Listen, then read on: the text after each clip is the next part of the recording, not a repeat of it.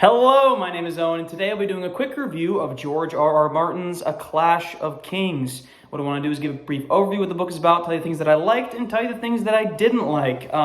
This is the second book in A Song of Ice and Fire, a sequel to A Game of Thrones. And as I said, I did watch the series before reading the books.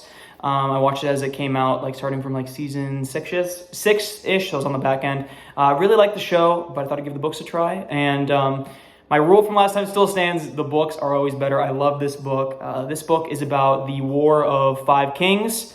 Five Kings, right? Renly, Stannis, Joffrey, Robb, Mance, the King Beyond the Wall. I think it's Five Kings then, right? That's five to me. But yeah, so in the show, when I was watching it, this was my favorite plot line. How like the politics of all this part was the most engaging for me. So I was really excited to jump into this book, and it did not disappoint. Going into things that I liked, really same old from the last review. Just being able to get inside the characters who I already know from the show, getting able to get in their minds, what they're thinking, the thought process. It's just so much more engaging and rewarding than even watching the show was. To give you a concrete example, Catelyn Stark. In the show, I was like iffy on her. I thought she made some questionable decisions. But in the book, it's completely justified. Every decision she makes, she thinks it through and has completely justified her response. She's a horrified mother. Her kids are in danger in all directions, and she's just trying to get by. And I feel so bad for her. And like getting to read her POV was actually very entertaining. And I remember watching the show, I was kind of bored by her parts of like, I'm going to see Renly and stuff like that. But in the book, I was completely engaged, and her POV was one of my favorites. Other favorites, Tyrion is still so good. Like, obviously, Peter Dinklage did a great job of playing the role, but just reading his witty, I don't know, man. He's just such a great character and so entertaining to read, so I love that.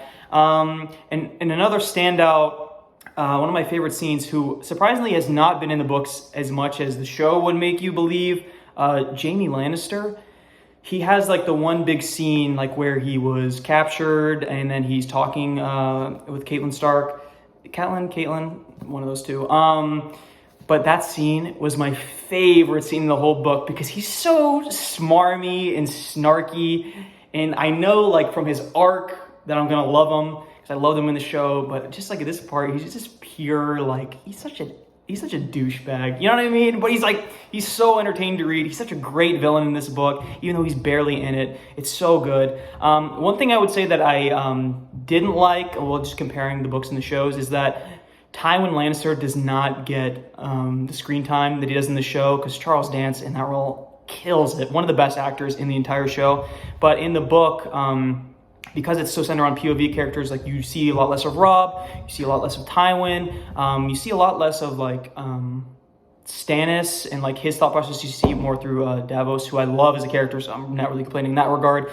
But, it does suffer a little bit because of that, because Tywin's such a great character, and I really liked Robb, too, in the show. But, the books came first, so you can't really fault the show for just making up something that was better. You can't fault the books in retrospect, so that's not really a flaw. And another flaw, and also not really relevant if you're just reading the books, haven't seen the show, is that there's a lot of cliffhanger endings for characters, but because I know what's going to happen, it just kind of ends like, and then the sword came swinging at his face, and there was darkness. You're like, oh, he's dead. But, like, I know they're not dead. And I know, like, the books start to branch off, because they didn't really branch off yet. I was expecting a little bit more differences, and there was a little bit just, like, added characters, added plot lines, and just, like, the distance between events happening. Like, I'm pretty sure in the show, like, correct me if I'm wrong, that Arya leaves with Jaqen H'ghar after he, like, kills, like, the final, like, the third killing. But in this one, she stays after that with the Boltons and then escapes. I think that's different in the show, but correct me if I'm wrong.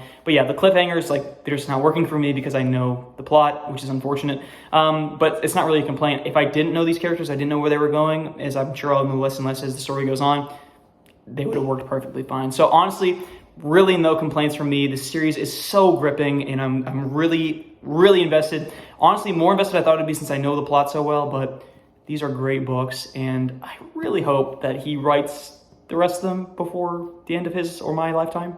So holding out hope for that. All right, there's a chance. There's always a chance. But that's all I got for you guys. Thanks for sticking around, and I will see you later.